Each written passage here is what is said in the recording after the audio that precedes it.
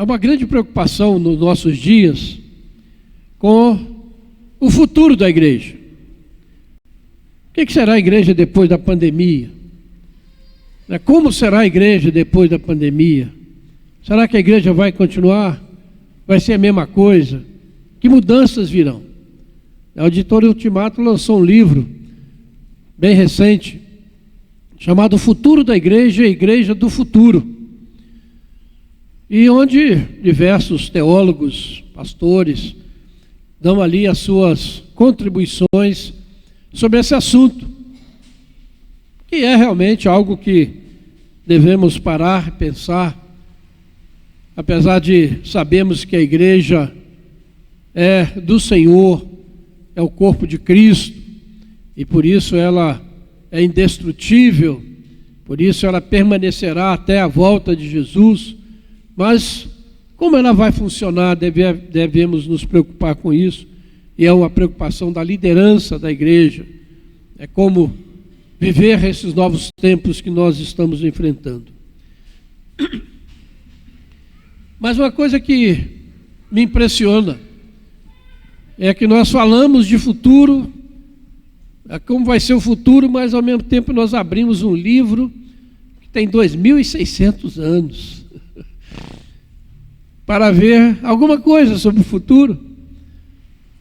E eu fico impressionado, irmãos, porque cada vez mais isso mostra que a Bíblia é a palavra de Deus, inerrante, infalível, verdadeira.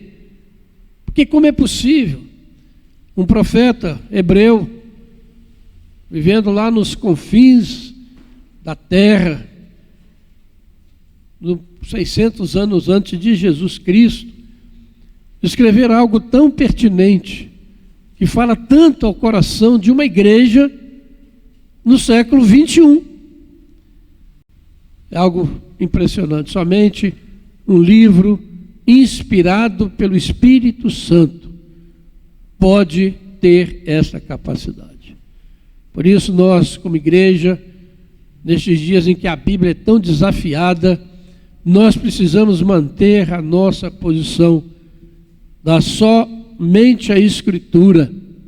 Somente a Escritura é a palavra de Deus para a sua igreja.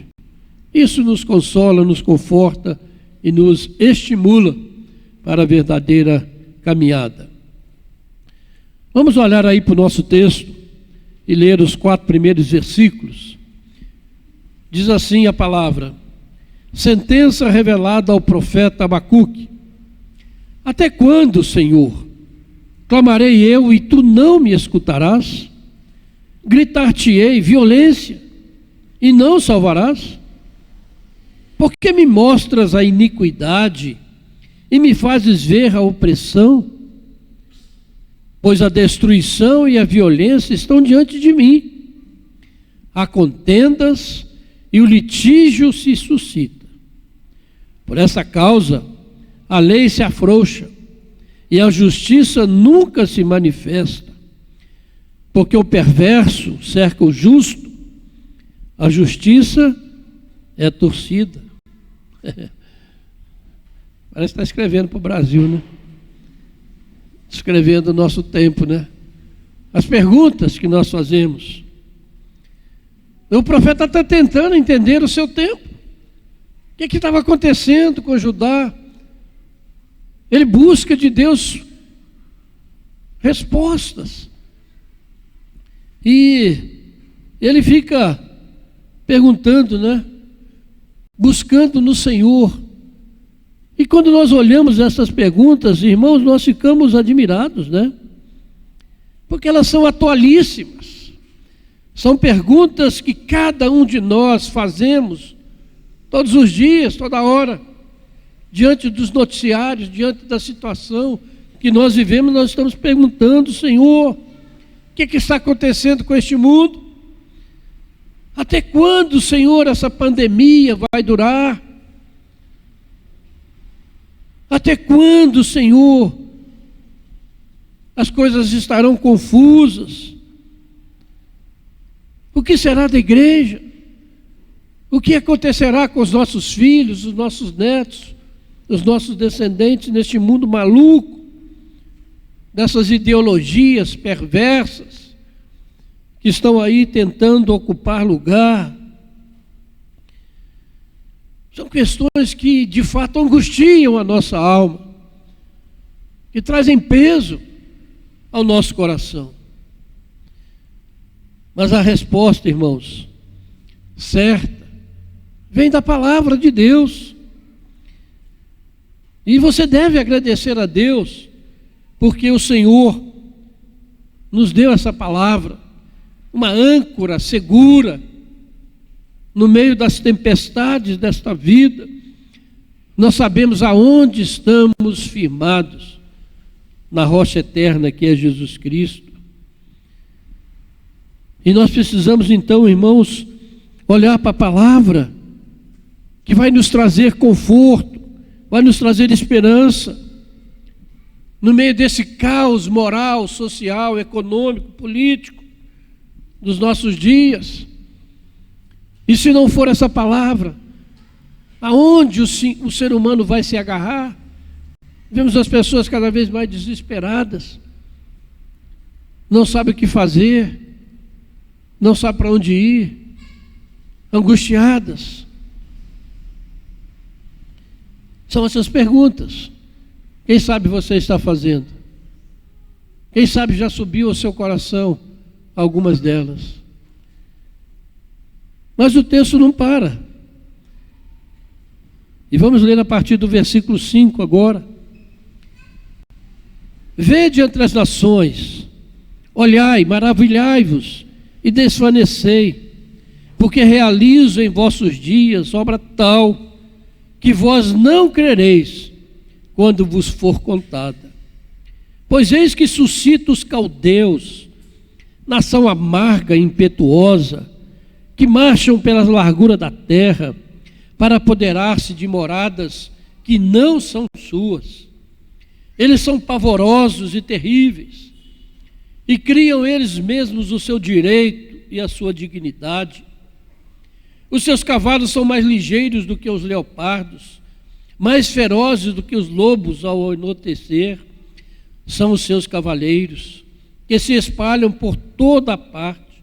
Sim, os seus cavaleiros chegam de longe, voam como águia que se precipita a devorar. Eles todos vêm para fazer violência, o seu rosto suspira para seguir avante. Eles reúnem os cativos como areia. Eles escarnecem dos reis, os príncipes são objetos do seu riso. Riem-se todas as fortalezas, de todas as fortalezas, porque amontoando terra as tomam. Então, passam como passa o vento e seguem. Fazem-se culpados estes, cujo poder é o seu Deus. Veja, irmãos, então, que o profeta clama, faz perguntas, busca de Deus resposta, e Deus responde. Que coisa maravilhosa. Temos um Deus que responde os nossos questionamentos, as nossas dúvidas, as nossas perguntas. O que Deus diz para ele? Deus diz: olha, convida Abacuque a levantar os seus olhos, a tirar os seus olhos daqueles problemas que ele estava ali perturbando a sua vida. Deus manda olhar, vede, olhe para longe, veja o que está acontecendo. Deus está agindo. Deus está falando para nós: eu estou agindo. Você talvez não esteja vendo, mas eu estou agindo. Essas perguntas que você está fazendo, assim, olhe, vede. E Deus fala assim: olha, eu estou fazendo coisas tão grandiosas, que se alguém contar, você não vai acreditar.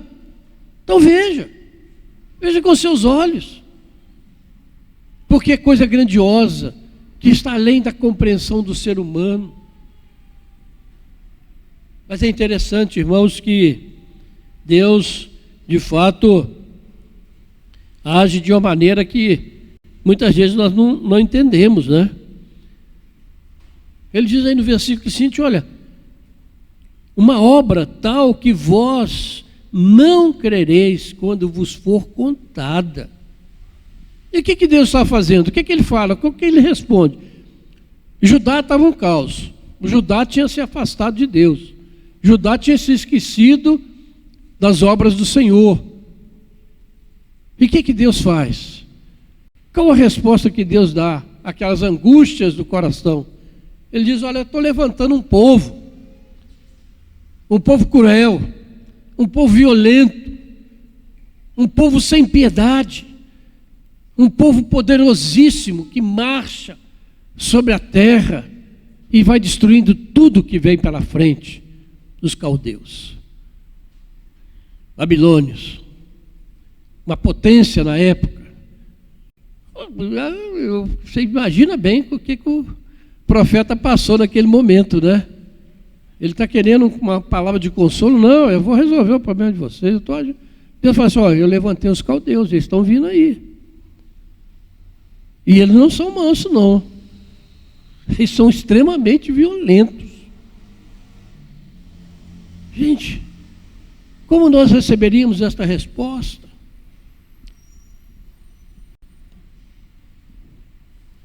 Mas lá no finalzinho, né, no versículo 11, Deus diz que ao mesmo tempo que Ele levanta esse povo para fazer isso, esse povo é culpado daquilo que ele está fazendo, porque é um povo que adora o seu próprio poder. Veja aí no versículo 11, é um povo que adora o seu poder, que acha que o poder dele é que está fazendo aquilo tudo, e que ele não entende que ele é apenas um instrumento nas mãos do Deus soberano. As nações são para o Senhor como um pingo que cai de um balde. Estão na mão dele. Ele quem domina, quem levanta e quem abate as nações, os reis. Então aquele povo, ao mesmo tempo que era um instrumento de Deus para levar o povo dele ao arrependimento, ao mesmo tempo era um povo que estava sob a condenação de Deus por causa da sua arrogância, de adorar o seu próprio poder. Pense nisso, irmãos, nos nossos dias. Pense nessas perguntas que nós estamos fazendo sobre a inflação. Aonde que isso vai parar?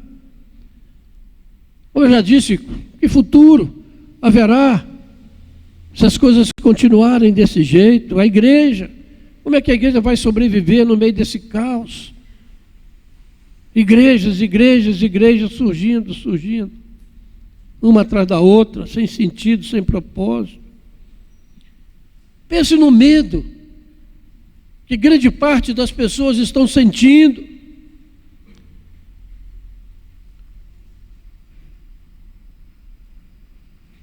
Pense no abandono da fé cristã, dessa fé ortodoxa, dessa fé que nos foi legada pelos nossos antepassados, que chegou até nós e que muitos estão hoje abandonando, trocando, seguindo líderes e igrejas que não têm nenhum propósito, não têm nenhum embasamento bíblico. Pense na falta de esperança que domina grande parte da nossa sociedade. Até quando, Senhor? Até quando eu clamarei por socorro e sem que o Senhor me ouça? Não tem sido a oração? Clamo, e as coisas parecem que não mudam. Não acontece nada. Acontece. Tem certeza. Deus está agindo. Você pode não estar vendo. Seus ouvidos podem estar tapados, os seus olhos fechados. Mas a resposta que Deus deu ao profeta Abacuque é a mesma resposta que Deus dá a nós nesses dias. É a mesma resposta, porque Deus é o mesmo Deus, age da mesma maneira.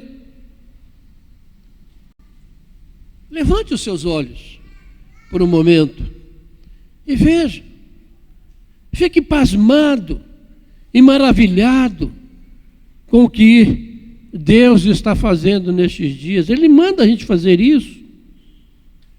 Há uma epidemia devastadora, ceifando vidas em todo o mundo. Mas como o ser humano está respondendo a isto? Como o ser humano está encarando tudo isso? Será que está se voltando para Deus? Será que está se voltando para o Criador, reconhecido que o julgamento de Deus chegou? Ou está achando que é acaso, que é apenas manipulação humana, que esse troço tudo surgiu por acaso e vai embora também por acaso? Mas nós, como cristãos, não pensamos assim. Nós sabemos que tem um Deus centrado no alto e sublime trono, governando todas as coisas. E essa pandemia está sob controle dele. Olhe, veja, levante seus olhos, é coisa maravilhosa. Dá para entender? Talvez alguns consigam. Mas é uma questão de você olhar pela fé e na palavra de Deus. Olhe, veja que estou fazendo grande obra, diz o Senhor. Há sofrimentos terríveis no nosso mundo, irmãos.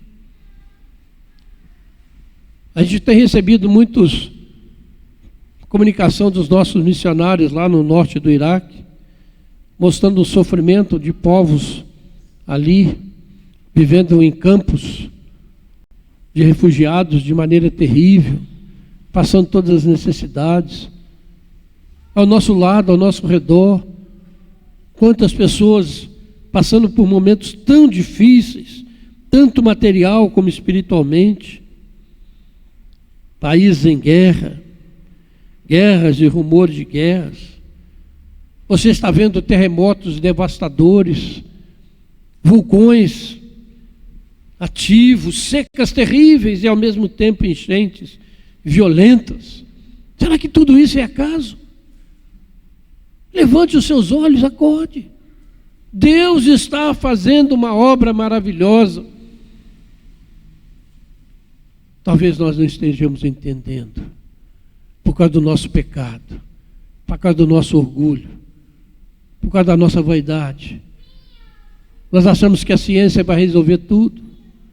Estamos nos apegando cada vez mais a ela e nos esquecendo daquele que cura todas as nossas enfermidades. Como diz o Salmo 103, que lemos no início.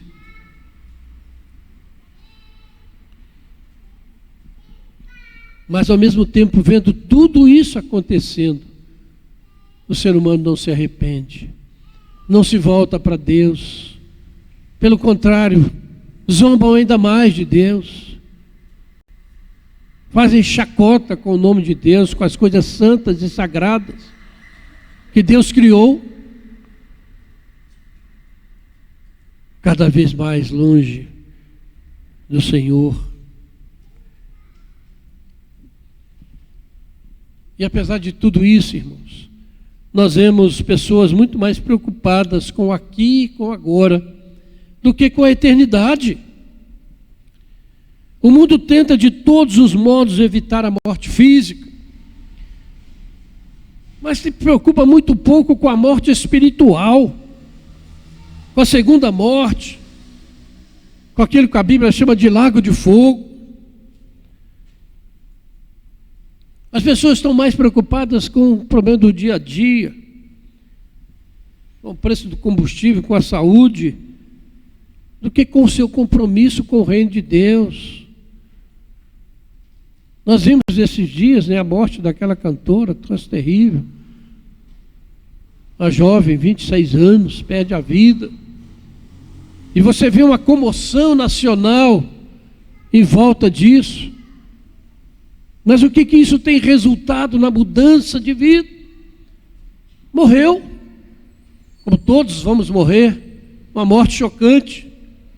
Mas quantos estão preocupados com a eternidade? Como essa jovem morreu? Com Cristo ou sem Cristo? Esse é o problema da humanidade. É morrer com Cristo ou sem Cristo. Mas as pessoas não estão muito preocupadas com isso. O Criador foi banido da sua criação.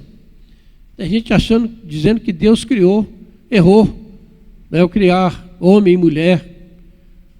E com alguns ele errou aí, porque não sabe o que é. Deus não erra.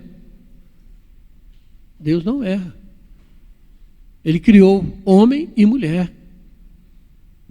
Mas o mundo tenta distorcer. Mesmo vendo tudo isso que está acontecendo, não se volta, não se humilha na presença do Senhor. Mas o profeta prossegue.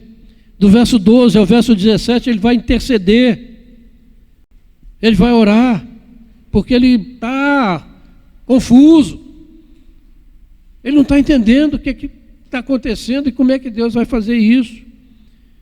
Então ele diz: não és tu desde a eternidade, ó Senhor meu Deus, ó meu santo, não morreremos.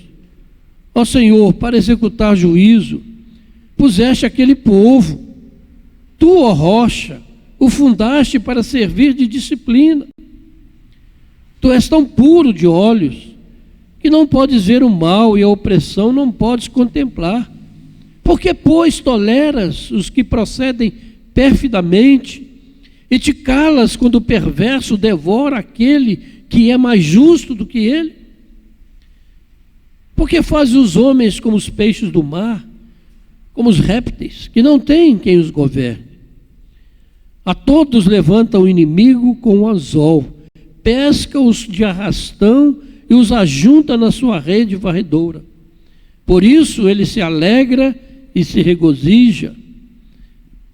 Por isso oferece sacrifício à sua rede e queima incenso à sua varredora. Porque por eles enriqueceu a sua porção e tem gordura a sua comida. Falando aqui do poder desse povo, né, destruidor, que estava se gabando disso. E o verso 17 ele diz: acaso continuará por isso, esvaziando a sua rede e matando sem piedade os povos? Senhor, como é que o Senhor está permitindo isso? Que um povo desse, mau, violento, causa tanta destruição? Realmente, quando a gente olha para as coisas que estão acontecendo, nós nos sentimos como esse profeta, sem dúvida. Até quando, Senhor? O que está acontecendo? Aí o profeta toma uma decisão. Capítulo 2, ele se volta e diz: olha,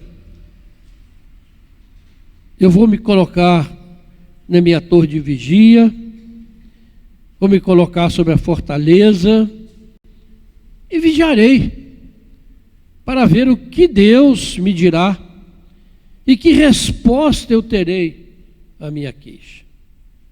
Ele chega à conclusão seguinte: não dá para encarar.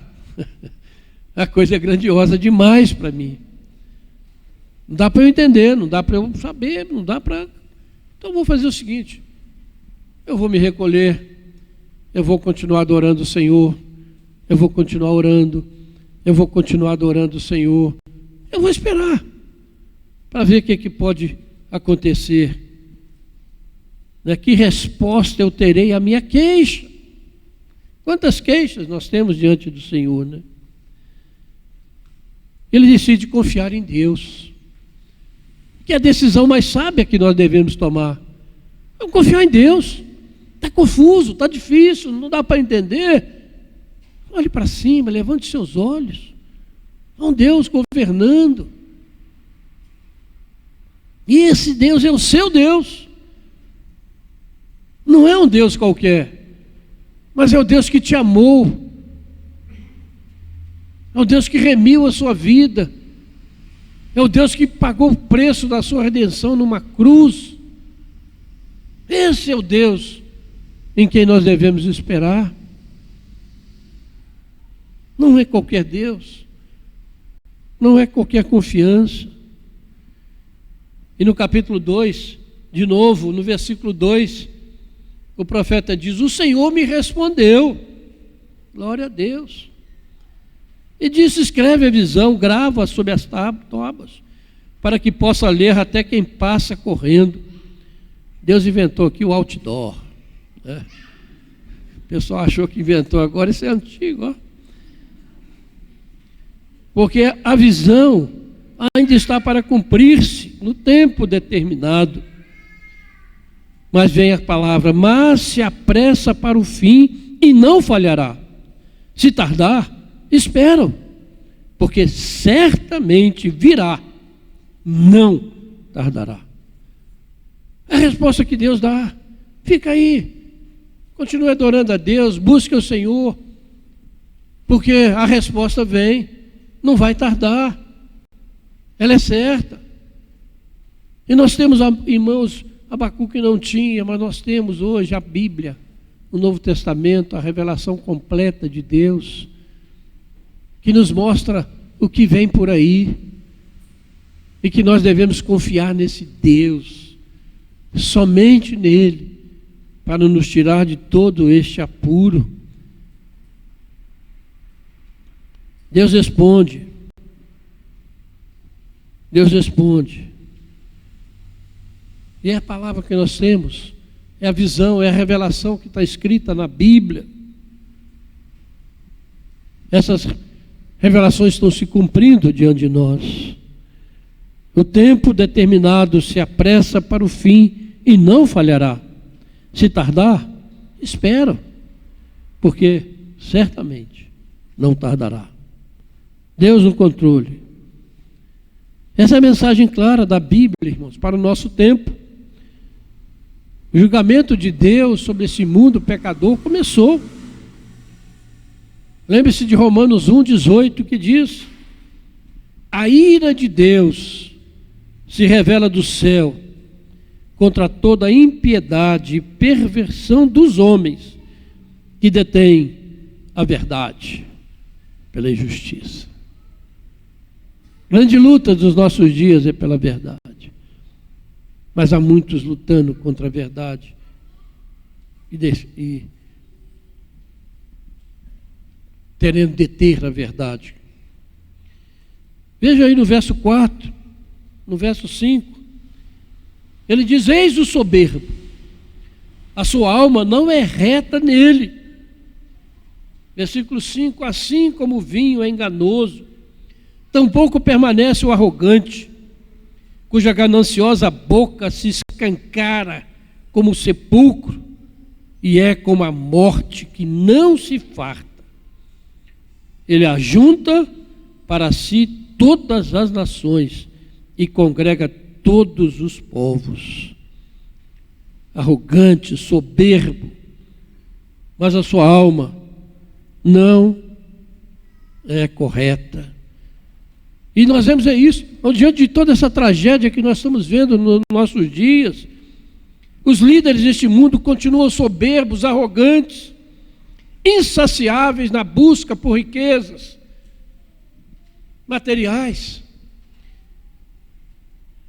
E é interessante, mesmo que eles não possam desfrutar delas, ajuntam, se corrompem outros e não podem desfrutar delas. Isso seria ridículo, né, se não fosse trágico. Mas são esses líderes soberbos e arrogantes que têm arrebatado o coração de muitos crentes com promessas vazias, utópicas, de construir um mundo melhor sem Deus. Não acredite em ninguém que prometa que haverá um mundo sem injustiça, sem preconceito, sem maldade, sem a presença de Jesus Cristo.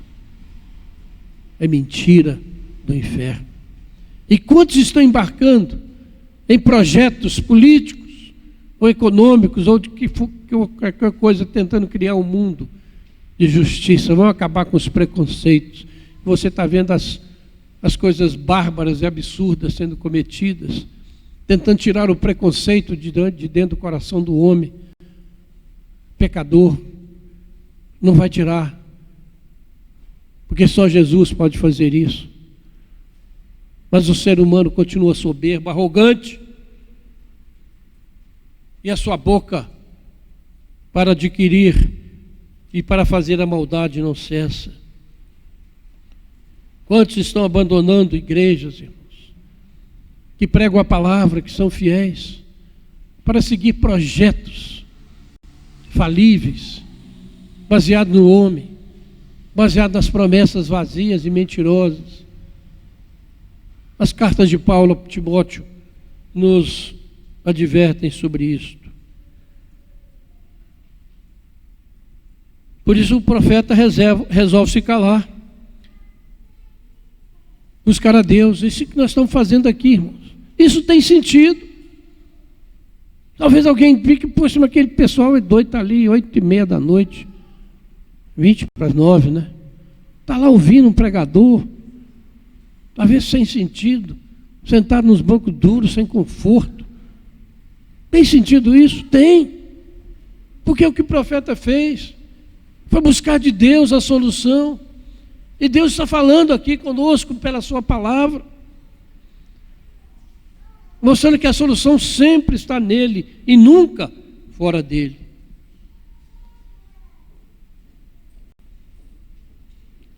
Não é nos discursos ufanistas e triunfalistas dos falsos profetas atuais que o ser humano encontrará vida, e nem na ciência, nem na tecnologia. Somente em Jesus Cristo o ser humano encontrará vida, paz e alegria perene. Aí vem o versículo, no versículo 2, finalzinho do versículo 4, aliás, vem essa famosa frase, né? O justo viverá pela sua fé.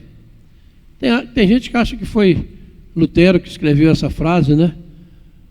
Ou Paulo, mas já estava lá no Antigo Testamento. O justo viverá pela sua fé. Paulo mostrou isso, e essa palavra desencadeou a reforma. O soberbo, o arrogante, está aí com a sua boca escancarada. Aquele povo violento estava lá tentando destruir tudo, ou destruindo tudo, mas a palavra vem: o justo viverá pela sua fé. Que coisa maravilhosa, irmãos. E eu fico maravilhado que a fé cristã não é fé na fé, não é fé em alguma coisa que você criou, mas é a fé em um acontecimento histórico, é a fé nesse Deus da Bíblia, é a fé naquilo que está revelado. Porque quanta gente criando uma fé mística, querendo criar uma coisa que está além da compreensão, achando que aquilo que não, mas a fé bíblica, a fé cristã é uma fé bíblica. Ela tem raiz, ela tem lugar firmemente assentado, ela tem firmeza. O justo viverá pela fé. Fé na palavra, fé no Senhor, da palavra, fé naquele que se fez carne e habitou entre nós.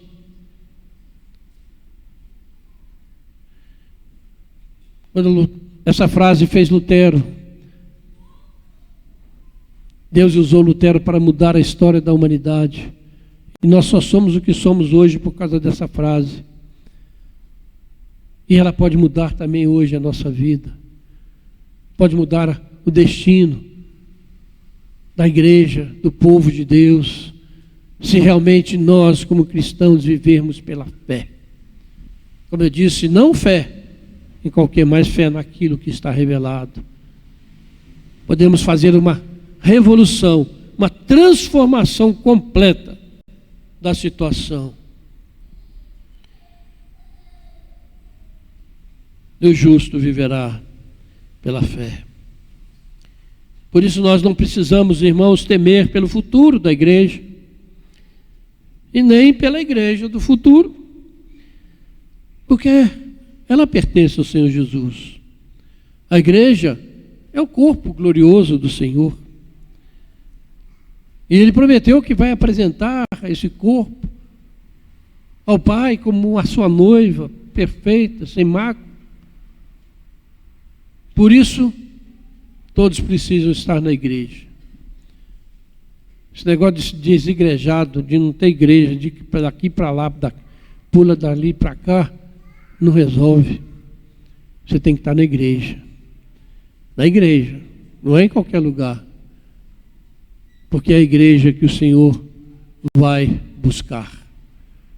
É a igreja que o Senhor vai levar para estar com Ele para sempre. Por isso precisamos valorizar a igreja do Senhor.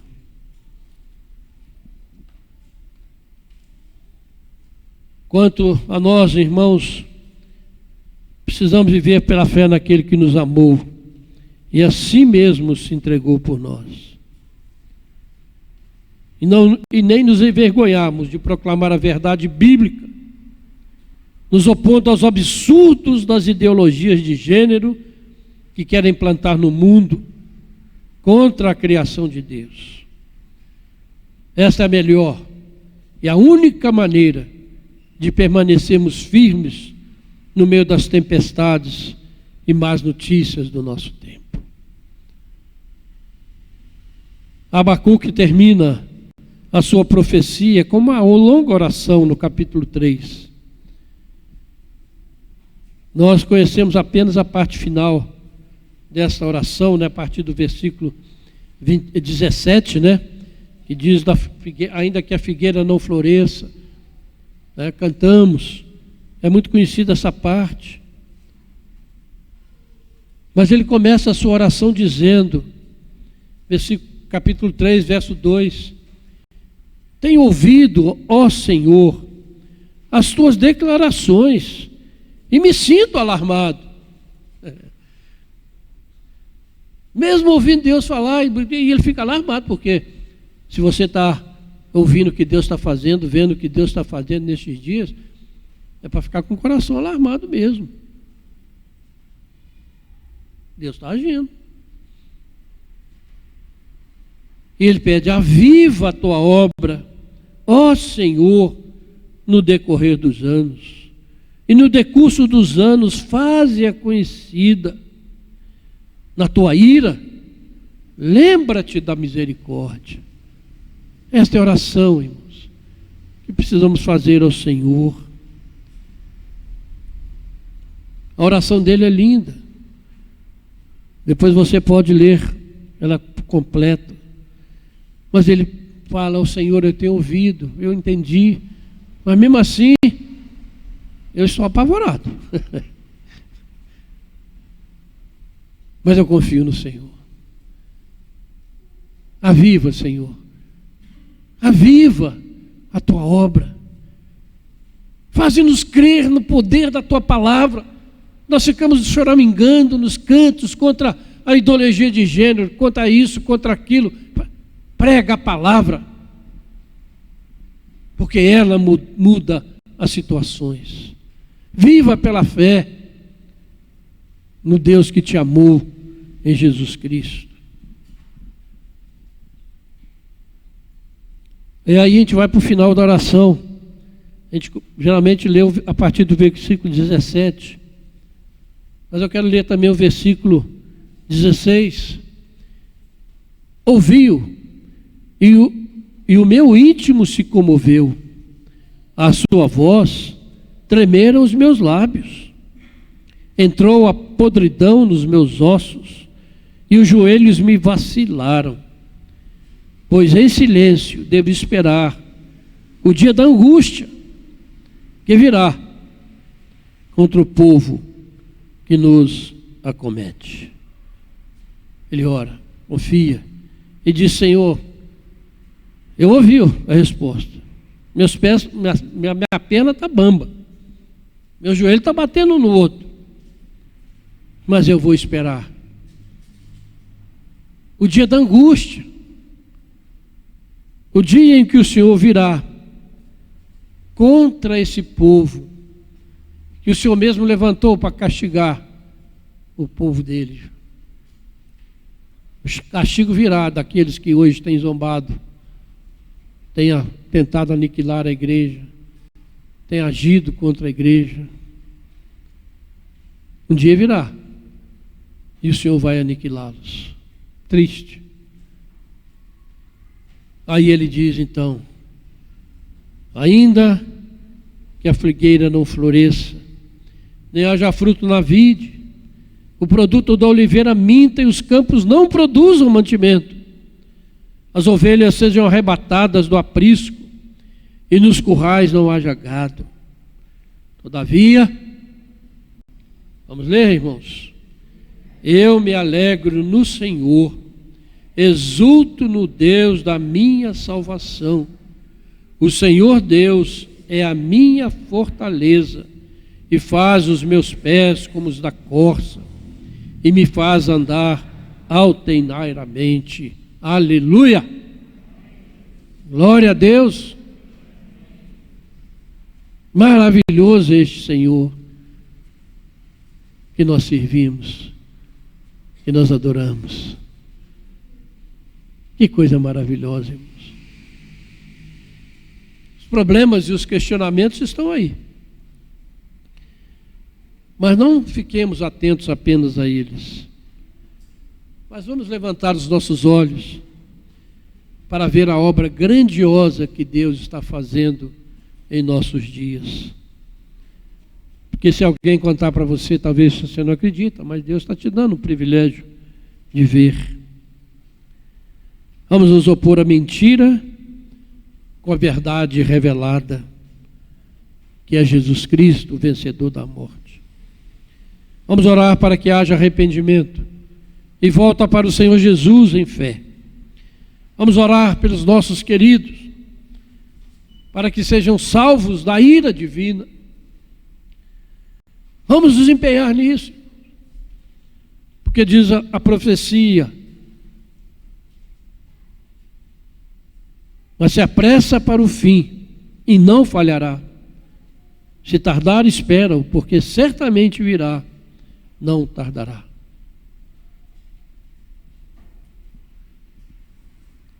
Vamos esperar e ouvir Deus em nossos cultos e, acima de tudo, vamos viver pela fé no Senhor Jesus, que nos amou e a si mesmo se entregou por nós.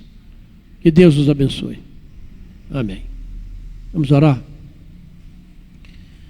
Senhor, obrigado, Pai, mais uma vez, pela Tua palavra, Senhor. Palavra viva, poderosa, palavra impressionante, Pai. 2.600 anos atrás, mas tão atual, Pai. Ó Deus, eu peço que o Senhor faça essa palavra prosperar na vida da Tua igreja, segundo aquilo que o Senhor mesmo já tem determinado, para a Tua honra e para a Tua glória. Que o Senhor perdoe, ó Pai, a nossa negligência, a nossa indiferença, e o Senhor nos restaure. Aviva a Tua obra, Pai. Aviva nossas vidas. Aviva a Tua igreja, para que sejamos testemunhas vivas de um Deus vivo. Em nome de Jesus. Amém.